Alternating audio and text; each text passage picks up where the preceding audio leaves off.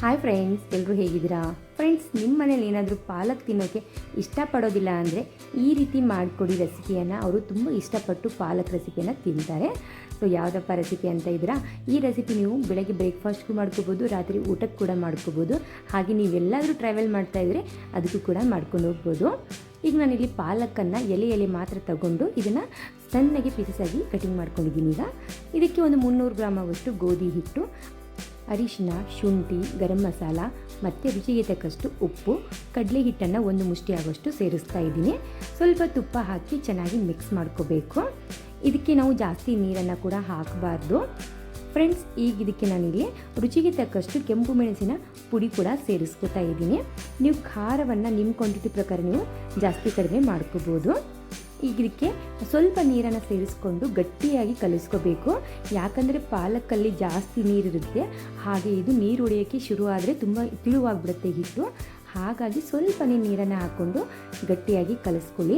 ಇದನ್ನು ನಾವು ರೆಸ್ಟ್ ಮಾಡೋಕ್ಕೆ ಇಡಬೇಕಂತೇನಿಲ್ಲ, ಹಾಗೇ ಮಾಡಿಬಿಡಬೇಕು. ರೆಸ್ಟ್ ಮಾಡೋಕ್ಕಿಟ್ರೆ ಮತ್ತೆ ಹಿಟ್ಟು ತಿಳುವಾಗ್ತಾ ಹೋಗುತ್ತೆ. ಈಗ ನಾನಿಲ್ಲಿ ಒಂದು ಚಿಕ್ಕದಾಗಿ ಒಂದು ಉಳ್ಳೆಯನ್ನು ತಗೊಂಡಿದ್ದೀನಿ. ಈ ಉಳ್ಳೆಗೀಗ ಗೋಧಿ ಹಿಟ್ಟನ್ನು ಡಿಪ್ ಮಾಡಿಬಿಟ್ಟು ಚಪಾತಿ ರೀತಿಯಲ್ಲಿ ಇದನ್ನು ಮಾಡ್ಕೋತಾ ಇದ್ದೀನಿ ಫ್ರೆಂಡ್ಸ್. ನೀವೇನೋ 4 ಪದರಿನ ಚಪಾತಿ ಕೂಡ ಮಾಡ್ಕೋಬೋದು, ಇಲ್ಲಪ್ಪ ಅಂದರೆ ಪರೋಟ ರೀತಿಯಲ್ಲಿ ಕೂಡ ಮಾಡ್ಕೋಬೋದು. ನಾನಿಲ್ಲಿ ದಾಲ್ ಜೊತೆಗೆ ಇದು ಮಾಡ್ತಾ ಇರೋ ಕಾರಣಕ್ಕೆ ಹಾಗೆ ಇದನ್ನು ಮಾಡ್ಕೋತಾ ಇದ್ದೀನಿ ಫ್ರೆಂಡ್ಸ್. ಕೆಲವರು ಪಾಲಕ್ಕು ಕಹಿ ಅಂತ ಕೂಡ ತಿನ್ನೋದಿಲ್ಲ, ಪಲ್ಯ ಕೂಡ ತಿನ್ನೋದಿಲ್ಲ.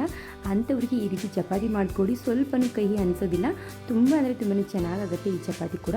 ನೀವು ಎಷ್ಟು ಹೊತ್ತಿಟ್ರೂ ಕೂಡ ತುಂಬ ಮೃದುವಾಗಿ ಕೂಡ ಇರುತ್ತೆ. ಈಗ ಇದಕ್ಕೆ ನೀವು ತುಪ್ಪ ಅಥವಾ ಎಣ್ಣೆಯನ್ನು ಸ್ಪ್ರೆಡ್ ಮಾಡಿಕೊಂಡು ಚೆನ್ನಾಗಿ ಗ್ಯಾಸನ್ನು ಮೀಡಿಯಮ್ ಫ್ಲೇಮಲ್ಲಿ ಇಟ್ಬಿಟ್ಟು ಇದನ್ನು ಬೇಯಿಸ್ಕೋಬೇಕು ಫ್ರೆಂಡ್ಸ್. ನೀವೇನಾದರೂ ಮಕ್ಕಳಿಗೆ ಲಂಚ್ ಬಾಕ್ಸ್ಗೆ ಕೊಡ್ತಾ ಇದ್ದರೆ ಸ್ವಲ್ಪ ಇದಕ್ಕೆ ಟೊಮೆಟೊ ಕೆಚಪನ್ನು ಸ್ಪ್ರೆಡ್ ಮಾಡಿ ರೋಲ್ ಮಾಡಿಕೊಡಿ, ತುಂಬಾ ಚೆನ್ನಾಗಿ ಅನಿಸುತ್ತೆ. ಮನೇಲಾದರೆ ಹಾಗೆ ಕೂಡ ತಿನ್ಕೋಬೋದು, ಇಲ್ಲ ಅಂದರೆ ನೀವು ದಾಲ್ ಫ್ರೈ ಜೊತೆ ತಿನ್ನಿ, ತುಂಬಾ ಚೆನ್ನಾಗಿ ಅನಿಸುತ್ತೆ ರಾತ್ರಿ ಊಟಕ್ಕೆ. ಈಗ ನಾನಿಲ್ಲಿ ಇದೇ ರೀತಿ ಎಲ್ಲ ಚಪಾತಿಯನ್ನು ಮಾಡಿ ಸೈಡ್ಗೆ ಇಡ್ತಾ ಇದ್ದೀನಿ ಫ್ರೆಂಡ್ಸ್. ಇದರ ಜೊತೆಗೆ ನಾನಿಲ್ಲಿ ಹೋಟೆಲ್ ಸ್ಟೈಲ್ ದಾಲ್ ಫ್ರೈ ಅಂತ ಮಾಡ್ತಾಯಿದ್ದೀನಿ. ಸಿಂಪಲ್ಲಾಗಿ ನಾನು ದಾಲ್ ಫ್ರೈ ಮಾಡ್ತಾ ಇರೋದು. ಸೊ ಇದಕ್ಕೆ ಮೊಸರು ದಾಲನ್ನೇ ತೊಗೋಬೇಕು. ಸೊ ಮೊಸರು ದಾಲನ್ನು 1 ತಾಸುವರೆಗೂ ನಾವು ರೆಸ್ಟ್ ಮಾಡೋಕ್ಕಿಡಬೇಕು. ನಂತರ ಇದಕ್ಕೆ ಒಂದು ಕುಕ್ಕರಲ್ಲಿ ಜೀರಿಗೆ, ಬೆಳ್ಳುಳ್ಳಿ, ಶುಂಠಿ, ಹಸಿಮೆಣಸಿನ್ಕಾಯನ್ನು ಸೇರಿಸ್ಕೋಬೇಕು. ಒಂದು ಮೀಡಿಯಮ್ ಸೈಜ್ದು ಈರುಳ್ಳಿ ಕೂಡ ಇಲ್ಲಿ ಸೇರಿಸ್ಕೊಂಡು ಚೆನ್ನಾಗಿ ಫ್ರೈ ಮಾಡ್ಕೋಬೇಕು. ಆದಷ್ಟು ಜೀರಿಗೆಯನ್ನು ಜಾಸ್ತಿ ಹಾಕ್ಕೊಳ್ಳಿ. ನಂತರ ಇದಕ್ಕೆ ಕಲರ್ಗೋಸ್ಕರ ಇಲ್ಲಿ ಅರಿಶಿನ, ನೆನೆಸಿಟ್ಟಿರುವಂಥ ಬೇಳೆಯನ್ನು ಸೇರಿಸ್ಕೋಬೇಕು. ರುಚಿಗೆ ತಕ್ಕಷ್ಟು ಉಪ್ಪನ್ನು ಹಾಕಿ ಚೆನ್ನಾಗಿ ಮಿಕ್ಸ್ ಮಾಡ್ಕೊಳ್ಳಿ ಫ್ರೆಂಡ್ಸ್. 1 ಗ್ಲಾಸ್ ಆಗೋಷ್ಟು ನೀರನ್ನು ಹಾಕಿದರೆ ಸಾಕು. ಇನ್ನೊಂದೇನಪ್ಪ ಅಂದರೆ ಈ ದಾಲ್ ಫ್ರೈ ತುಂಬ ಈಸಿಯಾಗಿ ನಾವು ಮಾಡ್ಬೋದು, ತುಂಬ ಚಟ್ಪಟ್ ಅಂತ ಆಗಿಬಿಡುತ್ತೆ. ಇದಕ್ಕೆ ನಾನಿಲ್ಲಿ ಕೊತ್ತಂಬರಿ ಸೊಪ್ಪು ಜಾಸ್ತಿನೇ ಹಾಕ್ತಾಯಿದ್ದೀನಿ, ತುಂಬ ಚೆನ್ನಾಗಿ ಅನಿಸುತ್ತೆ. 1 ಲಿಂಬೆ ಹಣ್ಣಿನ ರಸವನ್ನು ಕೂಡ ಇಲ್ಲಿ ಸೇರಿಸ್ತಾ ಇದ್ದೀನಿ ಫ್ರೆಂಡ್ಸ್. ಇದೇ ರೀತಿ ಹೋಟೆಲ್ಗಳಲ್ಲಿ ಕೂಡ ದಾಲ್ ಮಾಡಿ ಇಟ್ಟಿರ್ತಾರೆ. ನಾವು ಆರ್ಡರ್ ಮಾಡಿದ ಮೇಲೆ ಇದಕ್ಕೆ ಒಂದು ತುಪ್ಪದಲ್ಲಿ ಒಗ್ಗರಣೆಯನ್ನು ಕೊಟ್ಬಿಟ್ಟು ದಾಲ್ ಫ್ರೈಯನ್ನು ನಮಗೆ ಕೊಡ್ತಾರೆ. ಸೊ ನಾನಿಲ್ಲಿ ಮಸಾಲೆ ಚಪಾತಿ ಮಾಡಿದ್ನಲ್ಲ, ಪಾಲಕ್ ಚಪಾತಿ, ಹಾಗಾಗಿ ಇದಕ್ಕೆ ಒಗ್ಗರಣೆಯನ್ನು ಕೊಡಲಿಲ್ಲ. ಹಾಗೆ ತುಂಬಾ ಚೆನ್ನಾಗಿ ಅನಿಸುತ್ತೆ. ರೊಟ್ಟಿ, ಚಪಾತಿ, ಪರೋಟ ಎಲ್ಲದಕ್ಕೂ ರೈಸ್ಗೆ ಕಾಂಬಿನೇಷನು ಸೂಪರ್ ಇದು ದಾಲ್ ಫ್ರೈ ಫ್ರೆಂಡ್ಸ್. ನಿಮಗೇನಾದರೂ ಈ ವಿಡಿಯೋ ಸ್ವಲ್ಪನಾದರೂ ಯೂಸ್ಫುಲ್ ಅನಿಸಿದರೆ, ಇಷ್ಟ ಆದರೆ ಪ್ಲೀಸ್ ನಮ್ಮ ಚಾನಲ್ಗೆ ಸಪೋರ್ಟ್ ಮಾಡಿ.